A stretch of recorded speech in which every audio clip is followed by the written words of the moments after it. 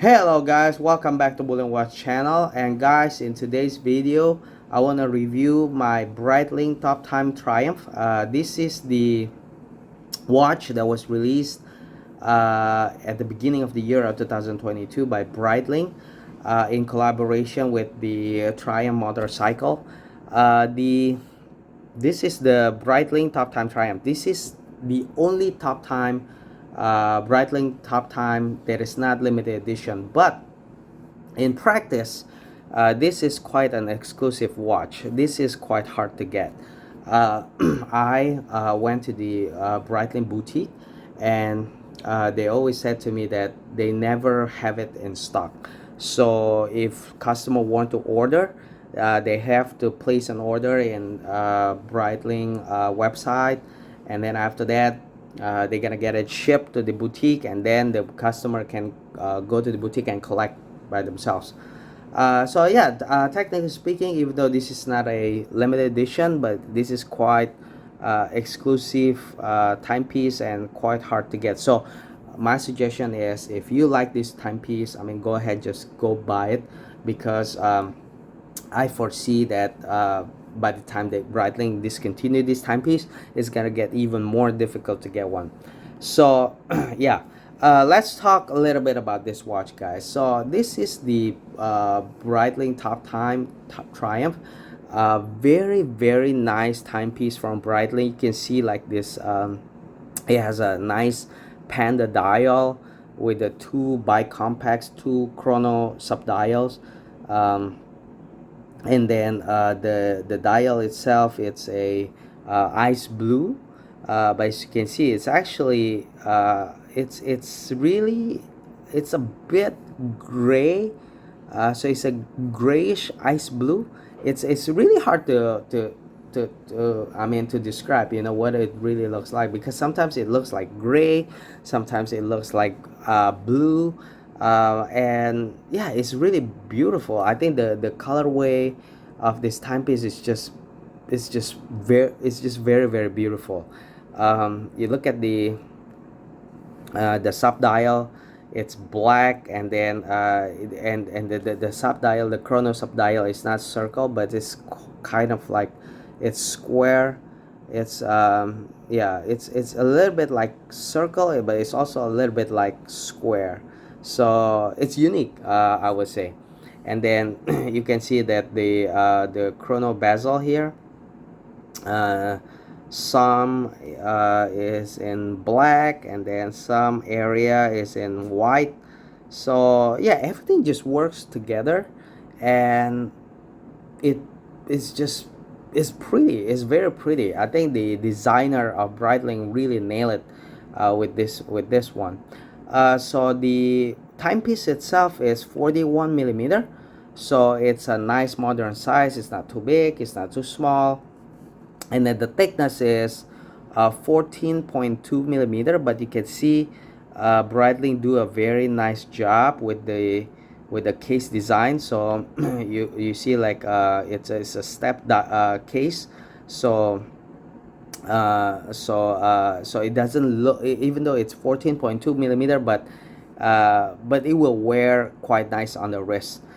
So it doesn't really wear that thick. And if you can wear Speedmaster, this is not a watch that is a lot thicker than Speedmaster Professional. Speedmaster Professional is about 13.9 millimeter, or about 14 millimeter. So this is just about 0.2 millimeter thicker than Speedmaster. So if you can wear Speedmaster, and I know a lot of people can, because it's such an iconic timepiece, you can wear this too. So no problem about that. So this one doesn't have open case back, so it's got closed case back, and this houses the Valju 7753. So the movement is not in-house. It's still an ETA 7753, but it's a respectable watch movement, so no issue about that at all. I'm not the type of person who bash ETAs. I know some people like in-house movement. I also like in-house movement, and Breitling has a very nice in-house movement, which is B01, but they don't use it for this model. So they use the ETA 7750, but it's not a big deal. because that means it's going to be cheaper further down the road if you want to service the timepiece. And if you ever want to get it serviced, you can also get someone other than Breitling to service it, because it's an ETA movement, so it's easy to service, cheaper to service compared to B01 movement from Breitling. So yeah, and the what else? Oh, the lock to lock is 51 millimeter. The lock to lock width of this, oh, the lock width is 20 millimeter, and the lock to lock length is 51 millimeter. So the lock is very long. It's quite long on this timepiece, and so because of the 51 millimeter lock to lock, it will look it will wear large on the wrist. But it's not a big deal, because as you can see, the lock itself, uh, it's very sharp. Like it the design, the lock design, as you can see, it sharply goes down like this, so it's yeah, it's gonna hug your wrist. So it's not it's not gonna pose any problem if with the long lock to lock. It's not gonna pose any problem because of the lock design. And then oh, the accuracy of the watch. Let's talk a little bit about the accuracy of the watch. So I measure the accuracy of this timepiece. So this Breitling top time is the same as other Breitling models. It is COSC standard, so this is quite an accurate timepiece. It's not gonna be as accurate as Omega or Rolex or Tudor. This one is about five. I measured this timepiece. I get about plus 5 seconds in a day, so it's still within the COSC spec. So it's not super COSC like Rolex or Omega, but it is still quite an accurate timepiece. 5 seconds is not too bad. And then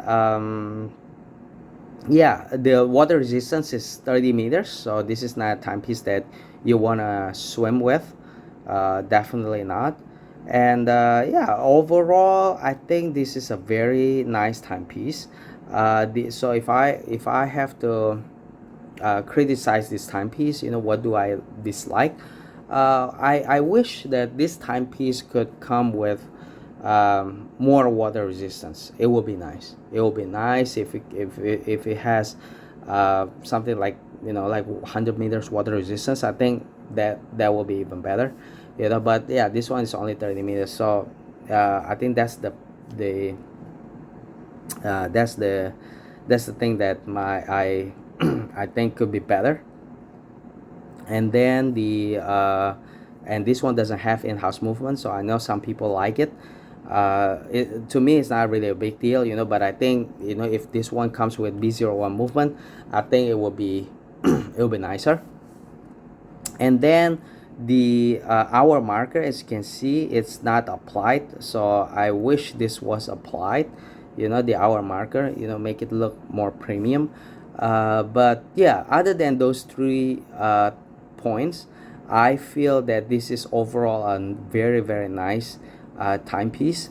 Even though it doesn't have in-house movement, it doesn't have a big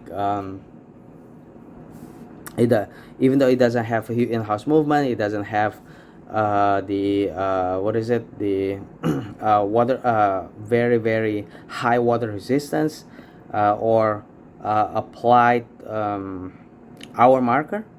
But I still feel that this watch is all about the dial, and the dial, as you can see, is very nice. The colorway, is just very beautiful. You have like this simple panda dial with a very beautiful ice blue color. I think it just pops. So I feel that yeah, so there are some minuses, I'm not gonna lie. I try to be objective. When I review a timepiece, I after playing with this watch, I tell you what I feel could be improved. like, oh, lack of applied hour marker, quite low water resistance, and doesn't have in-house movement. I tell you all, okay. But my my conclusion, I think, is still overall a very nice timepiece, okay, because if you look at the design, right, I think this one uh, I think this one can really compete with Omega or Rolex or Tudor. So if you want to get a nice chronograph timepiece and you're open to other options, then not just Speedmaster. Speedmaster is very common. So if you want something that's more exclusive, more unique, you can consider this timepiece. I think in terms of the case finishing, I think it's very, very nice. It's on par with Rolex or Omega. Really, the top time line from Breitling, they don't put it as a high. They don't. It's actually on the lower end. So it's not the premium line from Breitling. Breitling, if you want to get the premium timepiece, normally they will advertise the Navy timer, the premier line, but top time, it's actually more affordable, but you don't compromise at all when it comes to the external case. The only reason why it's cheaper compared to the other models like uh, Breitling Premier or Navy Timer is because this one doesn't have in-house movement. That's the only reason. And so if you can deal with that, I think you get a very nice timepiece from Breitling, and you don't compromise at all when it comes to case finishing. So the case finishing on this timepiece is very, very high quality. This is as good as the Breitling Navy timer, is as good as Rolex, is as good as Tudor or Omega. So yeah, if you want to get a timepiece that is more exclusive, more unique than typical Speedmaster, you can give this one a shot. I think you will not regret it, and as I said before, this is quite rare in the market. So yeah, if you can get a chance to get a hold of this, uh, don't miss out, because once Breitling discontinue this timepiece, I think it's gonna be very, very difficult to get this one in the future. So yeah, guys, so this has been the review of the Breitling Top Time Triumph. Overall, a very nice timepiece.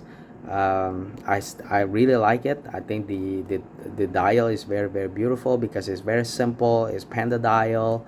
It has a very unique color, ice blue. Yeah, it works. It really, really, it really works. It's very nice. It's a very nice timepiece from Breitling. All right, guys.